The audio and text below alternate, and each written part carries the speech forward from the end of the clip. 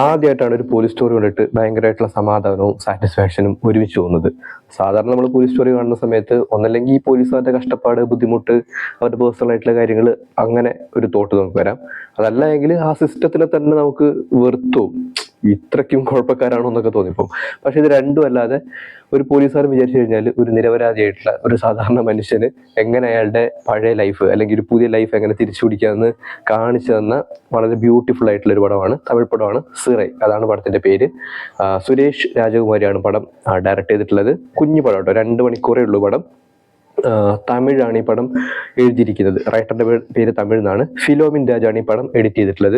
നല്ല വർക്കായിരുന്നു. കാരണം ഒരു ലിമിറ്റ് കഴിഞ്ഞ് പോയാൽ ഇത് വലിയ ഡ്രാമ പോലെ തോന്നിക്കാവുന്ന ഈ പടത്തിനെ കൃത്യമായി കട്ട് ചെയ്തിട്ട് ഒരു ത്രില്ലറാക്കി മാറ്റുന്നതിൽ എഡിറ്റർ നല്ല രീതിയിൽ പണിയെടുത്തിട്ടുണ്ട്. Wonderful work.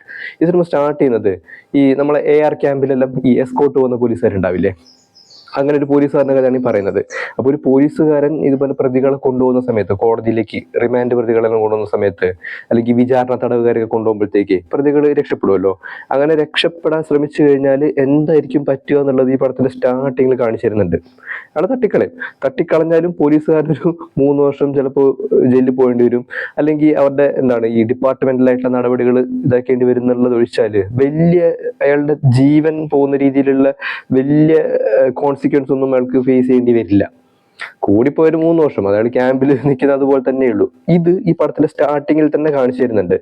എന്നിട്ടാണ് ഈ പടത്തിലെ ലീഡ് റോളായിട്ടുള്ള അബ്ദുളിനെ കൊണ്ടുവരുന്നത്. അബ്ദുളിനെ അവതരിപ്പിച്ചിട്ടുള്ളത് നമ്മളെ അക്ഷയ് കുമാറാണ്. ഹിന്ദി നടന്ന അക്ഷയ് കുമാറിലാട്ടോ, ഒരു പുതിയൊരു ആർട്ടിസ്റ്റാന്ന് തോന്നുന്നു, പ്രൊഡ്യൂസർ മോനാന്ന് തോന്നുന്നു. പക്ഷെ ചെക്കൻ നല്ല രീതിയിൽ ചെയ്തിട്ടുണ്ട് കേട്ടോ, നല്ല വെറുപ്പിക്കാതെ ചെയ്തിട്ടുണ്ട്, നല്ല നൈസായിരുന്നു. സാധാരണ നമ്മൾ തമിഴ് പടങ്ങളിലെല്ലാം ഈ പുതിയ അല്ലെങ്കിൽ അതായത് കുഞ്ഞി മീൻസ് ബാലതാരമൊന്നുമല്ല, എന്നാലും ന്യൂ കമേഴ്സിനെല്ലാം കൊണ്ടുവരുന്ന സമയത്ത് അവരുടെ ഇമോഷണൽ ആയിട്ടുള്ള ചില സാധനങ്ങളെല്ലാം കാണുമ്പോഴത്തേക്ക് നമുക്ക് തന്നെ എന്നെല്ലാം തോന്നും, അയ്യെന്നെല്ലാം തോന്നും, കുറച്ച് ഓവറായിട്ട് എന്നൊക്കെ തോന്നും. പക്ഷെ അങ്ങനെ തോന്നിപ്പിക്കാതെ നല്ല മിതത്വത്തോടെ അയാൾ ചെയ്തിട്ടുണ്ട്, നൈസായിരുന്നു. അപ്പോൾ ഈ ക്യാരക്ടർ അബ്ദുൾ കയറി വരുന്നത് വിചാരണ തടവുകാരനാണ്. അപ്പോൾ ഇയാളെയും കൊണ്ട് കോടതിയിലേക്ക് പോകുന്നിടത്താണ് ഈ സിനിമയുടെ മെയിൻ പ്ലോട്ട് സ്റ്റാർട്ട് ചെയ്യുന്നത്. പിന്നെ ഈ സിനിമയിൽ നല്ല രാഷ്ട്രീയം പറഞ്ഞ സിനിമ കൂടിയാണ് കേട്ടോ. അതായത് ഈ തമിഴ് തന്നെ എഴുതിയിട്ടുള്ള വേറെ കുറച്ച് സിനിമകളുണ്ട്, മുമ്പ് ചെയ്തിട്ടുള്ള കുറച്ച് സിനിമകളുണ്ട്. അതിൽ ഈ പേര്, ഇപ്പോൾ ഒരാളുടെ ഐഡന്റിറ്റി എന്ന് പറയുന്നത് അയാളുടെ പേരാണല്ലോ. പേര്, മുഖം, നമ്മുടെ പുറമേ കാണുന്ന സാധനമാണല്ലോ ഐഡന്റിറ്റി കൊണ്ട് ഉദ്ദേശിക്കുന്നത്.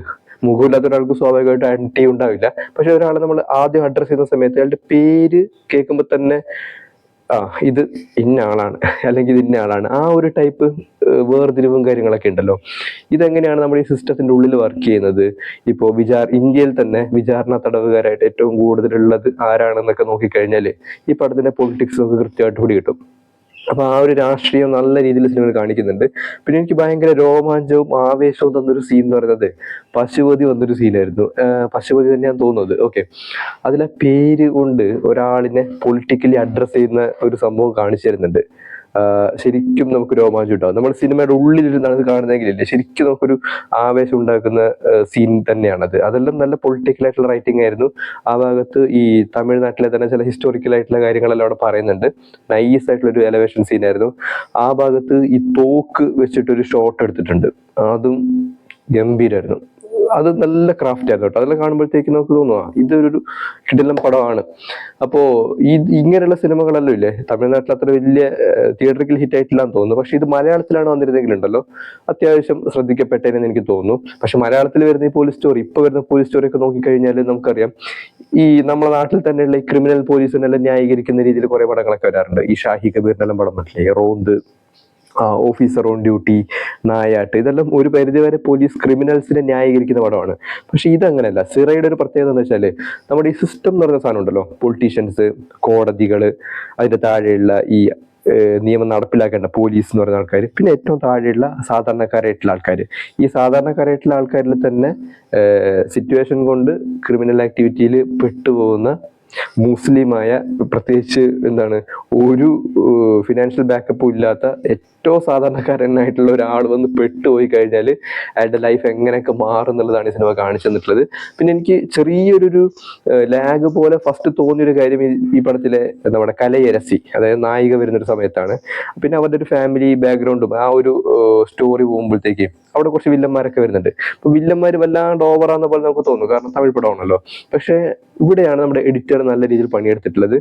ഒന്നും ഒരു ലിമിറ്റിന് അപ്പുറത്തേക്ക്, അതായത് നമുക്ക് അയ്യേ എന്ന് തോന്നിപ്പിക്കുന്നതിന് തൊട്ട് മുമ്പ് തന്നെ സാധനം കട്ട് ചെയ്തിട്ട് ഒന്ന് എന്താണ് ലെവലാക്കി എടുത്തിട്ടുണ്ട്. അവരുടെ പെർഫോമൻസ് അല്ല, ആ ഒരു ഡ്യൂറേഷൻ വല്ലാണ്ട് ലെവലാക്കി എടുത്തിട്ടുണ്ട്. അതുകൊണ്ട് ഈ പടത്തിൽ വല്ലാത്ത ഡ്രാമയൊന്നുമില്ല. സാധാരണ തമിഴ് പടത്തിൽ ഇമോഷൻസിൽ കാണുന്ന ഒരു ഡ്രാമ ഉണ്ടല്ലോ, ആ ഡ്രാമ എല്ലാം നല്ല രീതിയിൽ അവർ വെട്ടിക്കളഞ്ഞിട്ടുണ്ട്. അതെല്ലാം നൈസ് ആയിട്ടുള്ള വർക്കായിരുന്നു. നല്ല ക്രാഫ്റ്റ് മാൻഷിപ്പ് ഉള്ള പടമാണ്. ഗുഡ്. ഈ പടം കാണുമ്പോഴത്തേക്ക് നമുക്ക് ഒരു വൃത്തി തോന്നും, വല്ലാണ്ട് മോശമാക്കിയിട്ടില്ല. പിന്നെ വിക്രം പ്രഭുവിന്റെ അഭിനയം നൈസ് ആയിരുന്നു കേട്ടോ. നല്ല മെച്യൂർ ആയിട്ടുള്ള ആക്ടിങ് ആയിരുന്നു. ഒരു പക്ക എസ്കോർട്ട് പോലീസുകാരനെ പോലെ തന്നെ നമുക്ക് തോന്നും. പക്ഷെ അയാളുടെ ഒരു മറ്റൊരു ഭാഗം കൂടി കാണിച്ചു തരുന്നുണ്ട്. രണ്ട് ഫേസ് കാണിച്ചു തരുന്നുണ്ട്. ഒന്ന്, അയാൾക്ക് വേറെ ഓപ്ഷൻ ഒന്നുമില്ല, ഷൂട്ട് ചെയ്യാന്നുള്ള ഭാഗം, വെടിവെച്ച് കൊല്ലുക എന്നുള്ള ഭാഗം. മറ്റൊന്ന്, ഒരു മനുഷ്യൻ, അതായത് കുറച്ച് മനുഷ്യത്തുള്ള ഒരാള് ഈ സിസ്റ്റത്തിനുള്ളിൽ വന്ന് പ്രവർത്തിച്ചു കഴിഞ്ഞാൽ ഈ പോലീസിനെ കൊണ്ട് ആൾക്കാർക്ക് എങ്ങനെ സമാധാനമായിട്ട് ജീവിക്കാമെന്ന് കൂടി റൈറ്റർ കാണിച്ചു തരുന്നുണ്ട്. നല്ല രീതിയിൽ വിക്രം പ്രഭു അഭിനയിച്ചിട്ടുണ്ട്. നല്ല പെർഫോമൻസ് ആയിരുന്നു. അങ്ങനെ അധികം ആരും ഓവറായി തോന്നില്ല. പിന്നെ കുറച്ച് ഓവറായി തോന്നുന്നത് വില്ലന്മാരാണ്. അവർക്ക് പിന്നെ ഒരുപാട് വില്ലത്തരം കാണിക്കാനുള്ള സ്പേസ് തന്നിട്ടില്ല.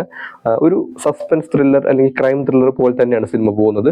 പക്ഷെ സിനിമ മൊത്തം കണ്ടു കഴിയുമ്പോഴത്തേക്കുണ്ടല്ലോ, ഈ ക്രൈം കണ്ടു കഴിയുമ്പോഴത്തേക്ക് നമുക്ക് തോന്നുന്ന ഒരു സാധനം ഉണ്ടല്ലോ, കിട്ടി, ഇതല്ല, ഇത് നമുക്കൊരു സമാധാനമാണ് തോന്നുന്നത്. ഓക്കെ, ഇങ്ങനെയും പോലീസുകാർക്ക് പ്രവർത്തിക്കാം.